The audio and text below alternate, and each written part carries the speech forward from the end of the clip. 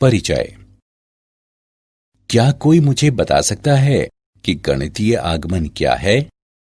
Sir, यह तथ्यों को सिद्ध करने का एक विशेष तरीका है। सही कहा, लेकिन किस प्रकार के तथ्य? गणितीय आगमन के प्रयोग द्वारा हम प्राकृत संख्याओं वाले कथनों को सिद्ध कर सकते हैं। बिल्कुल ठीक।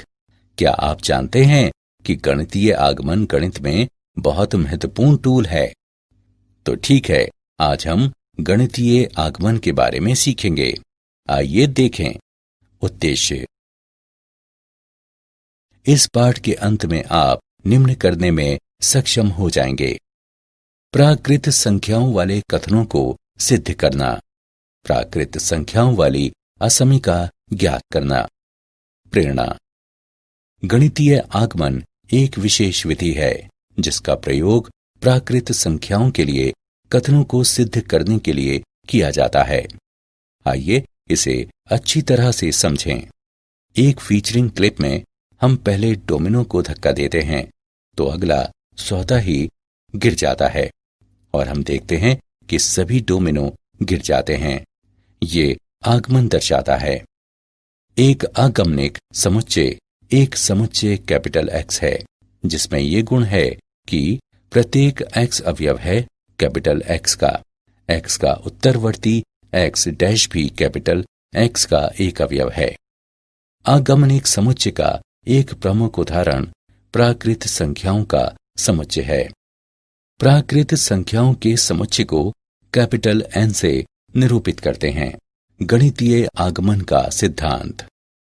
यदि Pn एक कथन है जहां n अवयव है कैपिटल N का, इस प्रकार की मूल दिखाएं कि प्रथम कथन सत्य है, अर्थात n बराबर 1 के लिए P1 सत्य है। आगमन चरण।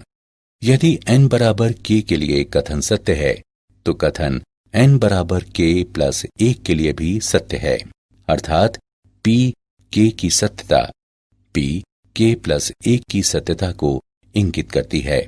जहां k धन पूर्णांक है, तब गणितीय आगमन के सिद्धांत के द्वारा कथन Pn सत्य है, जहां सभी n कैपिटल N के अवयव हैं।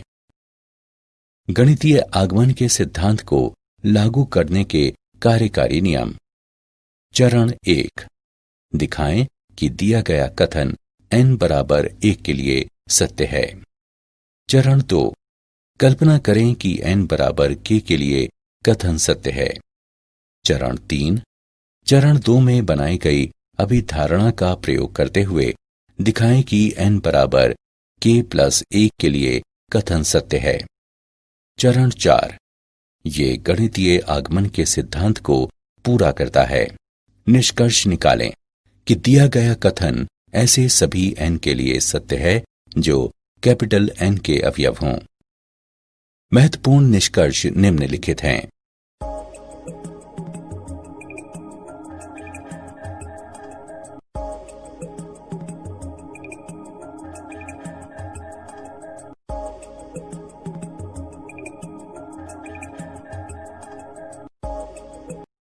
उदाहरण। गणितीय आगमन के सिद्धांत का प्रयोग करते हुए सिद्ध करें कि n की घात 5 बटे 5 प्लस n की घात 3 बटे 3 प्लस 7n बटे 15 एक प्राकृत संख्या है, जहां सभी n कैपिटल N के अवयव हैं। हल। मान लें f ऑफ n बराबर n की घात 5 बटे 5 प्लस n की घात 3 बटे 3 प्लस 7n बटे 15 n अवयव है कैपिटल N का। चरण 1। मान लें n बराबर 1, f ऑफ 1 बराबर 1 बटे 5 प्लस 1 बटे 3 प्लस 7 बटे 15 बराबर 15 बटे 15 बराबर 1 n अवयव है कैपिटल N का। यह निष्कर्ष n बराबर 1 के लिए सत्य है। चरण 2। मान लें निष्कर्ष n बराबर k के लिए सत्य होगा, इसलिए f ऑफ k बराबर k की घात 5 बटे 5 प्लस k की घात 3/3 प्लस 7k/15 अवयव है कैपिटल N का। इसे 1 नाम दें। चरण 3, मान लें n बराबर k+1, इसलिए f ऑफ k+1 बराबर k+1 की घात 5/5 प्लस k प्लस 1 की घात 3/3 प्लस 7 गुणा k+1/15 बराबर k की घात 5 प्लस 5 गुणा k की घात 4 प्लस 10 गुणा k की घात 3 प्लस 10 गुणा k की घात 2 plus 5k plus 1/5 plus k की घात 3 प्लस 3 गुणा k की घात 2 plus 3k plus 1/3 plus 7k plus 7/15 बराबर k की घात 5/5 प्लस k की घात 3/3 प्लस 7k/15 प्लस k की घात 4 प्लस 2 गुणा k की घात 3 प्लस 3 गुणा k की घात 2 प्लस 2k प्लस 1 अवयव है कैपिटल N का। उपरोक्त समीकरण 1 का पहला भाग n में है, दूसरा भाग n में है क्योंकि k n का अवयव है। अतः n बराबर k+1 के लिए निष्कर्ष सत्य है। चरण 4, गणितीय आगमन के सिद्धांत के द्वारा n की घात 5/5 प्लस n की घात 3/3 प्लस 7n/15 अवयव है। यदि n कैपिटल N का अवयव हो तो सिद्ध करें कि 10 की घात n प्लस 3 गुणा 4 की घात n प्लस 2 प्लस 5 9 से विभाज्य है। हल, मान लें f ऑफ n बराबर 10 की घात n प्लस 3 गुणा 4 की घात n प्लस 2 प्लस 5 n अवयव है कैपिटल N का। चरण 1, मान लें n बराबर 1, f ऑफ 1 बराबर 10 की घात 1 प्लस 3 गुणा 4 की घात 1 प्लस 2 प्लस 5 बराबर 10 प्लस 192 प्लस 5 बराबर 207 बराबर 9 गुणा 23। अतः f ऑफ 1 9 से विभाज्य है। ये निष्कर्ष n बराबर 1 के लिए सत्य है। चरण 2, मान लें निष्कर्ष n बराबर k के लिए सत्य होगा। अतः f ऑफ k बराबर 10 की घात k प्लस 3 गुणा 4 की घात k प्लस 2 प्लस 5 9 से विभाज्य है। मान लें 10 की घात k प्लस 3 गुणा 4 की घात k प्लस 2 प्लस 5 बराबर 9m। इसे 1 नाम दें। चरण 3, मान लें n बराबर k प्लस 1। अतः f ऑफ k प्लस 1 बराबर 10 की घात k प्लस 1 प्लस 3 गुणा 4 की घात k प्लस 1 प्लस 2 प्लस 5 बराबर 10 गुणा 10 की घात k प्लस 3 गुणा 4 की घात k प्लस 3 प्लस 5 बराबर 10 गुणा 9m माइनस 3 गुणा 4 की घात k प्लस 2 माइनस 5 प्लस 3 गुणा 4 की घात k प्लस 3 प्लस 5 बराबर 90m माइनस 30 गुणे 4 की घात k गुणा 16 माइनस 50 प्लस 3 गुणा 4 की घात k गुणा 64 प्लस 5 बराबर 90m माइनस 4 की घात k गुणा 480 माइनस 192 माइनस 45 बराबर 9 गुणा 10m माइनस 32 गुणा 4 की घात k माइनस 5।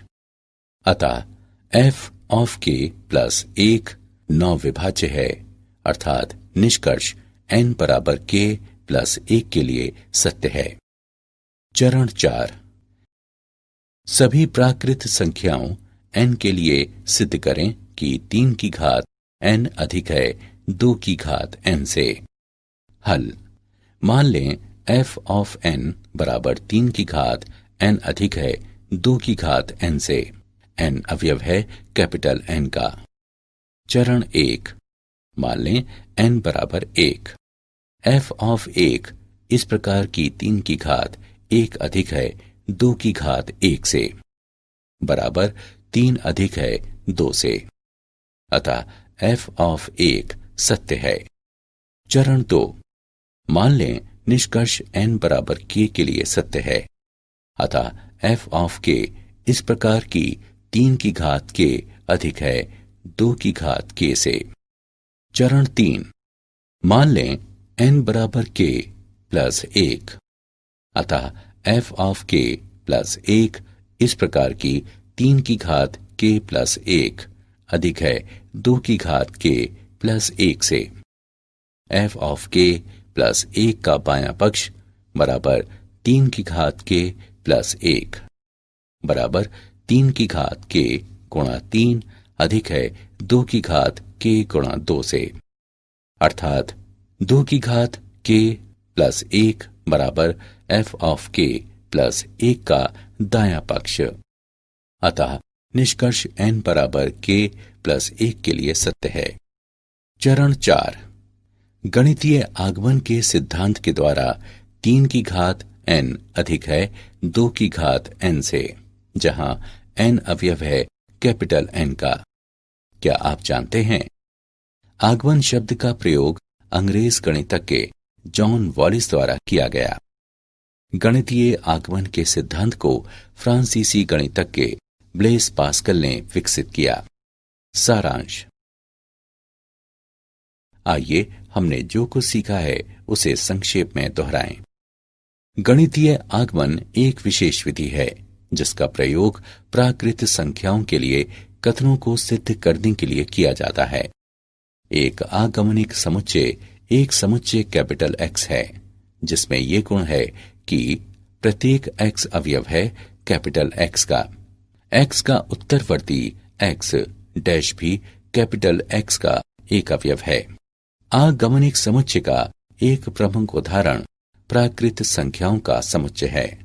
प्राकृत संख्याओं के समुच्चय को कैपिटल N से निरूपित करते हैं। गणितीय आगमन का सिद्धांत, यदि P n एक कथन है जहां n अवयव है कैपिटल N का, इस प्रकार की मूल दिखाएं कि प्रथम कथन सत्य है, अर्थात n बराबर 1 के लिए P 1 सत्य है। आगमन चरण, यदि n बराबर k के लिए कथन सत्य है तो कथन n बराबर k प्लस 1 के लिए भी सत्य है, अर्थात P k की सत्यता P k प्लस 1 की सत्यता को इंगित करती है। जहां k धन पूर्णांक है, तब गणितीय आगमन के सिद्धांत के द्वारा कथन Pn सत्य है, जहां सभी n कैपिटल N के अवयव हैं।